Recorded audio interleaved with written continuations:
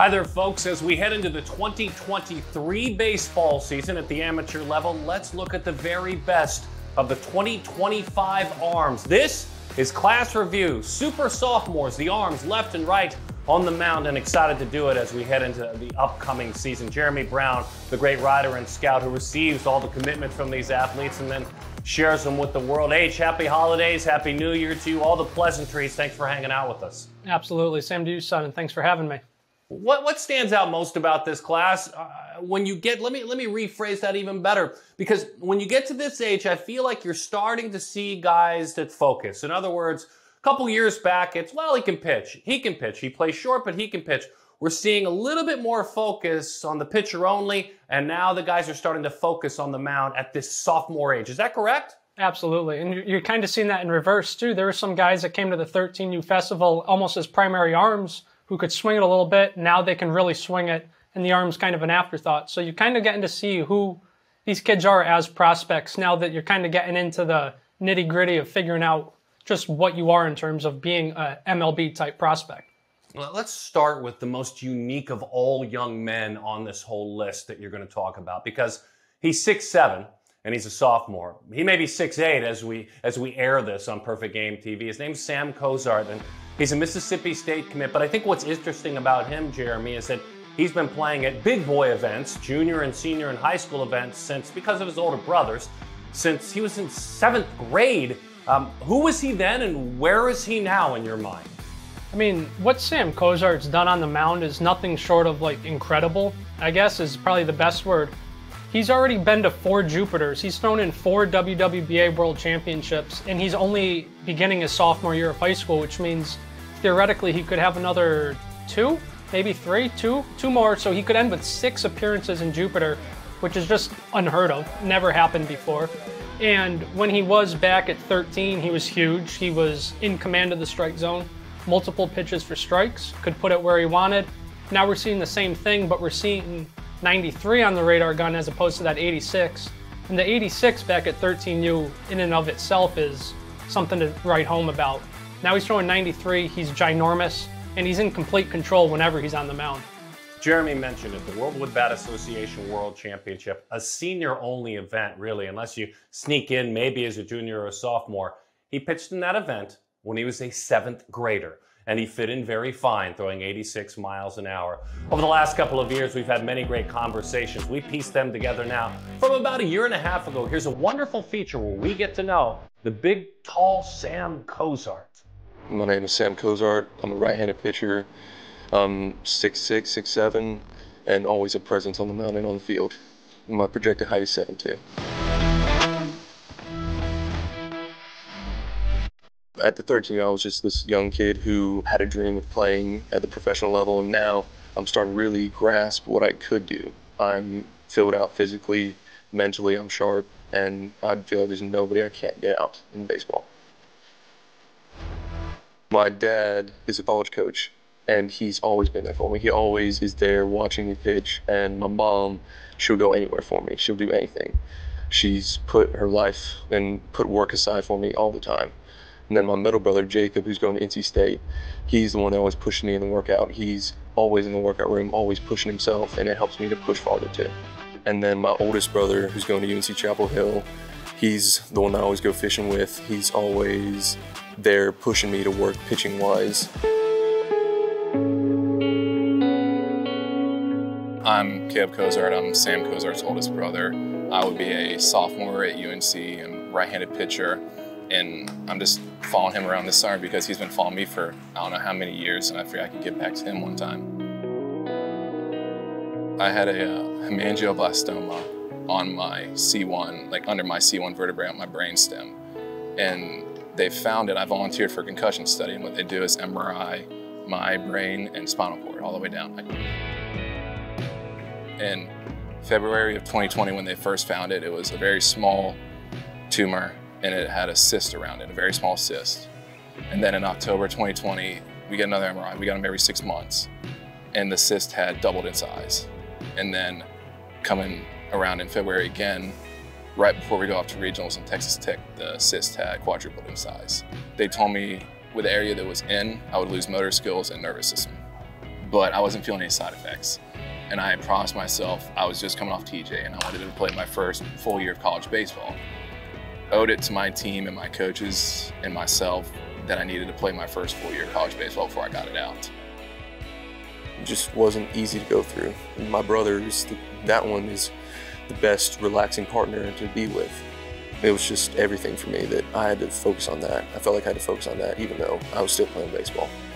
He got it out thankfully and he's recovering perfectly. He's got back full motion in his neck and balance is good. It just showed me how blessed I am and how much perseverance he had. It showed me what I could do if I worked as much as he did to get through it. He can do anything.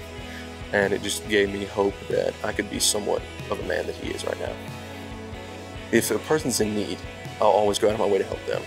We will go out of our way for family on anything. We will quit baseball. I'll go off the field if I have to, anywhere, to go help my brothers. I mean, if baseball gets in the way of family, I'll quit it if I have to, but I hope I never will. So, it just helps me to push more.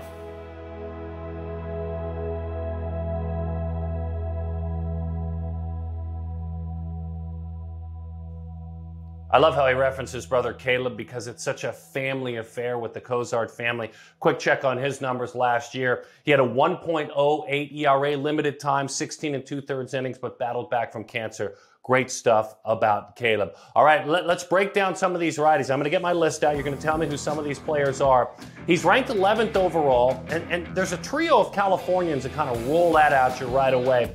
He's headed to Vanderbilt from Chino, California. His name is Seth Hernandez, already 6'4".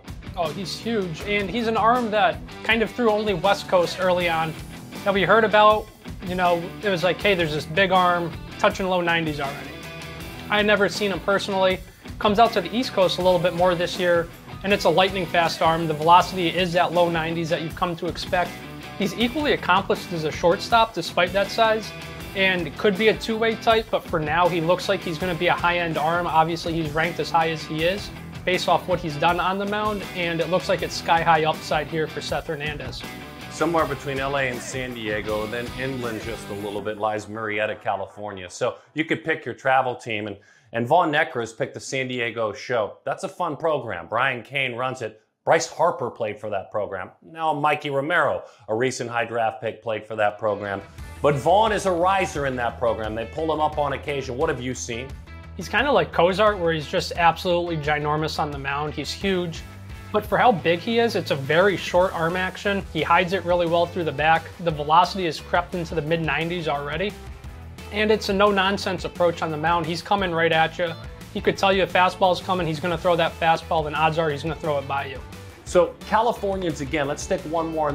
The other two that we talked about, Hernandez is committed to go to Vanderbilt. Neckar's committed to go to LSU. Well done, Jay Johnson, pulling him out of California. But we keep one in California. A UCLA commit, Zach Strickland, a young man out of Arcadia, California. Yeah, he was our 14U pitcher of the year 2 years back at the Select Festival.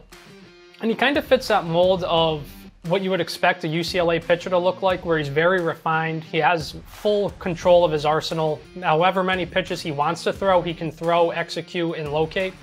The velocity is coming. It's coming rapidly. And just the poise and polish isn't what you find at this age typically. The numbers speak for themselves, and there's a reason he was a 14U pitcher of the year and still ranked as high as he is. Miguel Sime Jr. is out of Queens Village in New York.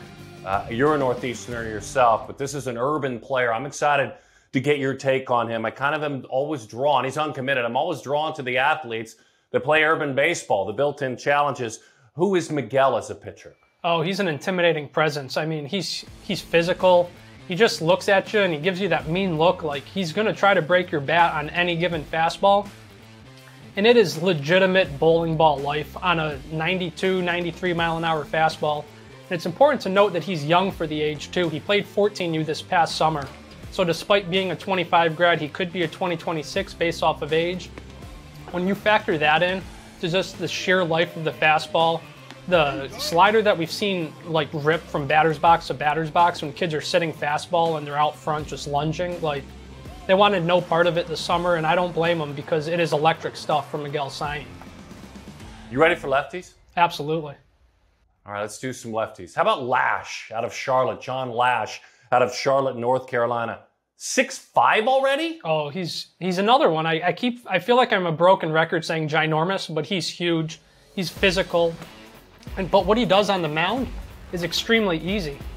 He's a high-level basketball player as well. His dad was in the Olympics. I off the top of my hand, I don't remember for what sport.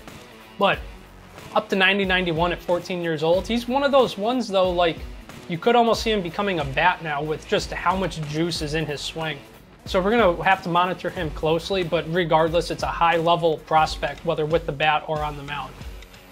So while you break down these players, I'm going to do my best to look up on one of the bios what sport it was, if I can get there. And if not, you can go look it up out there, folks. But I love that. I love that mention. Another lefty before I get to the web and look it up. I'll be listening, though. Understand, Luke Pappano is a young man out of Cincinnati, Ohio. And where do you commit when you live in Cincinnati? Kentucky. It's right down the road.